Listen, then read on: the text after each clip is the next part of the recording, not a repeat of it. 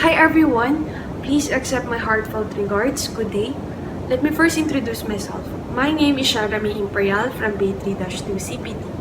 And for today, I'm about to discuss the forest farming system here in our country, which is the Philippines. So without further ado, let's get this report started. Allow me to share my PowerPoint. Okay. Before I discuss the definition of the farming system on its own, let me first share with you the shades of meaning of its two root words, which are the farming and the system.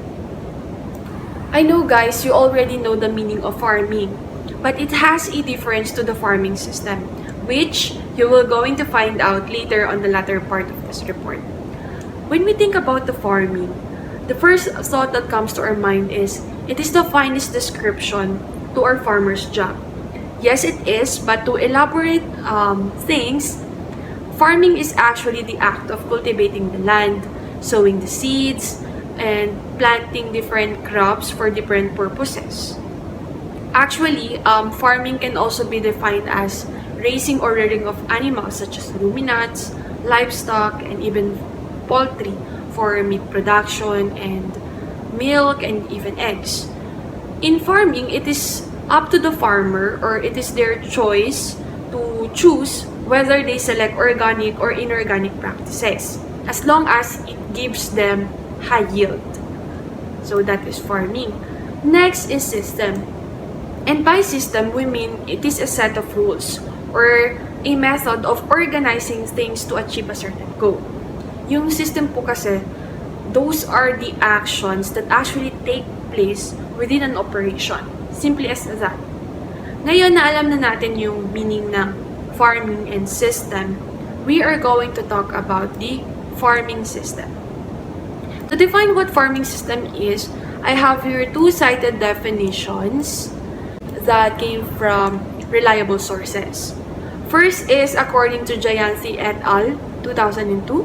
So, they asserted na yung farming system is made up of several activities which include not just crop cultivation, but also animal rearing, fishing, forestry, at other activities. Moreover, yung farming system is concerned with just more than producing a large yield. It is also concerned with producing a greater income and crucially, with taking into consideration ng ating environment. So, you heard it right po. Like what I've said a while back, the definition of farming is that farmers have the choice to choose whether to conduct organic or inorganic farming. That is the primary distinction between the two. Kasi nga po, dito sa farming system, one of their roles is that to ensure the sustainability of the land or the environment. So following to that is in accordance with Sharamay et al. 1991. Ang farming system is not just about the cultivation or rearing process itself, but is also about the different agroeconomic operations na nag-interact with one another in a specific agricultural context. So when we say agroeconomic operations, it actually refers po to the study of the allocation, utilizations, or of various sources up to the dispersion or distribution. And it is critical because the farm's whole operation takes place here. So, that's how they characterize the farming system na it is all about the different practices na nangyayari into a farm na nag-contributes meaningfully para ma-achieve yung goal. So now that we define the concept of the farming system, let us now look at its various types. Our country has 4 distinct farming system. It is according to my research. First is the lowland farming system. So, when we talk about the lowland areas, we're talking about the locations with coastline, valley, and plainland layout. So, sa bansa natin, there are certain lowland regions and it can be found in Nueva Ecija, Aurora, Cagayan, and other provinces that are regarded top producers of rice. Kasi nga po, sa ating lowland farming system, ang number 1 crop na tinatanim ay rice. So, ito po yung pictures. Yan ang ating lowland farming system. In the Philippines, ang lowland farming system are around half irrigated and half rain-fed pagdating sa kanilang irrigations.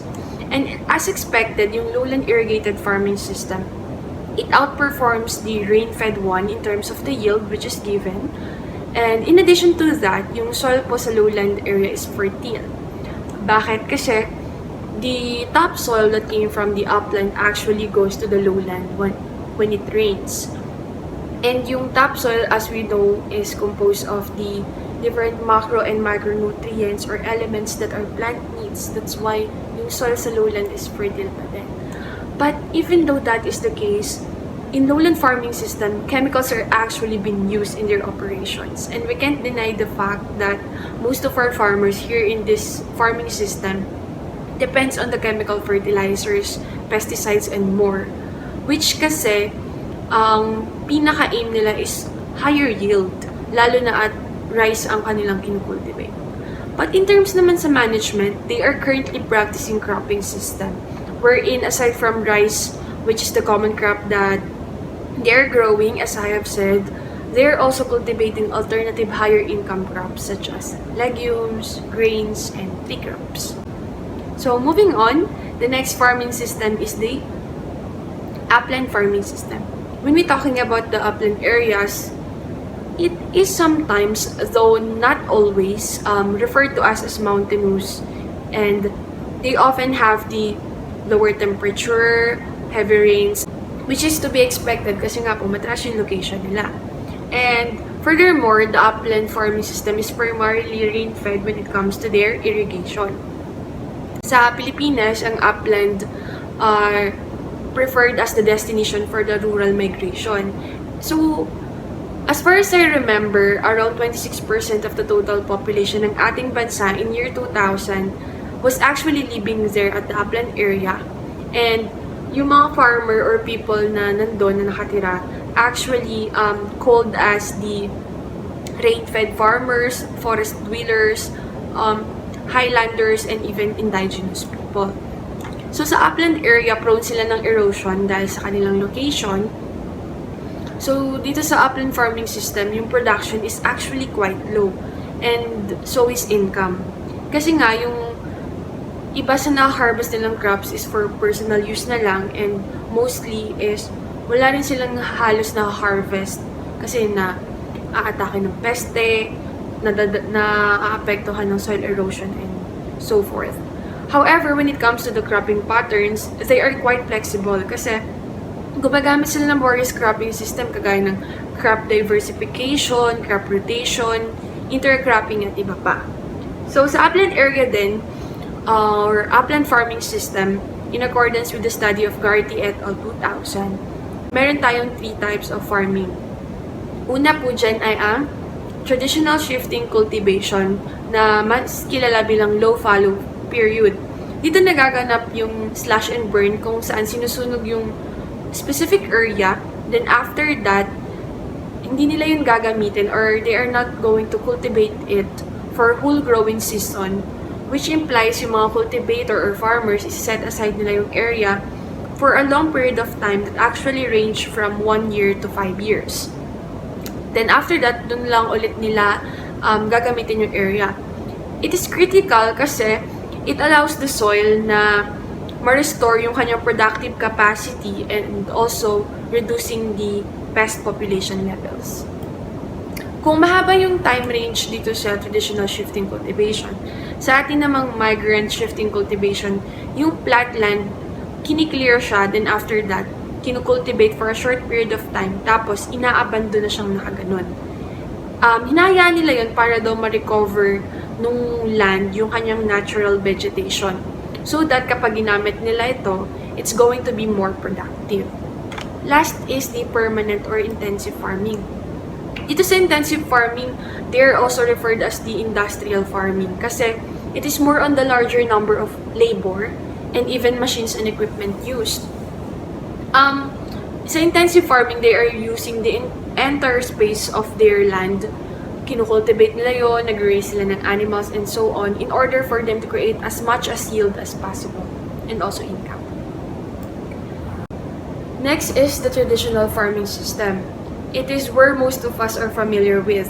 Pag sinabi natin traditional farming system, it is the farming system that actually existed in our country prior to the advent of the other farming system. Yung farmers dito sa traditional farming system, they are utilizing Carabao buffaloes or the water buffalo and even bolo pagdating sa kanilang plowing. So, ito, makikita natin sa picture. Okay, they are doing so because under the traditional farming system, they are attempting to maintain the soil's potential na makapag-produce ng healthy and organic crops while also employing their available resources. And when it comes naman sa mga various risks that farmers face, such as the uncontrolled one, kagaya ng mga bagyo, ganyan, they actually have implemented specific agricultural strategies to mitigate such risk. In addition, there are some slew criteria in traditional farming system. Una na nga dun is to preserve the soil's capacity para makapag-generate sila ng biologically healthy agri-products. Yes, it is a traditional farming system, but it's only their techniques in the land preparations and other things that distinguish them from the other types of the farming system. Traditional farming system is diverse in terms of farming operations, such as they use different cropping system like crop rotation, planting of typhoon-resistant crops, following, and so on. So, kaya din nilang sumubay from the other farming system, though they are lack of innovation, but then they are also flexible and versatile when it comes on the different cropping system. Last but definitely not the least is the integrated farming system. When we talk about the term integrated, we imply a combination of two things in such a way that one is completely a part of the other. Isa sa key goal ng integrated farming system ay ma-maximize yung output of all the component enterprise in order to generate consistent and stable revenue at higher levels. So, ang another objective nila is to increase natural resource use efficiency through early recycling of nutrients and also the mitigation ng negative environmental impact sa agriculture and livestock. So, I have mentioned integrated is about merging of two distinct operations that are fairly remote to each other. Pero, nagbe-benefit sila and also nakakapag-produce sila ng higher yield. At yun ang pinatunayan ng integrated farming system. So, there are several types of integrated farming system, including crop to livestock to fishery, crop to fishery to poultry farming system, and so on. So, I have here an example of the type of integrated farming system as you can see. Dito po. So, ayan, it resembles a food chain cycle, which it is, kasi each of the component of the integrated farming system actually benefit from one another. For example, itong plant, it produces oxygen, which is very essential for humans. And animals utilizes the plant as feed, as do chicken and fish. And the poultry and the livestock waste was used as fertilizer by the plant. And poultry, fish, and livestock was generating foods for humans. As you can see, they all benefit from each other. That's why for me, this farming system is the most efficient kasi it combines two separate activities such as crop and fisheries and so on, where in fact, both of them or all of them are contributing to the productivity of each other. Yun. So I think that's all I have to say, and I hope you learned something from what I've shared. Again, I am Sharamay Imperial from Bay 3-2 CPT. Thank you and keep safe.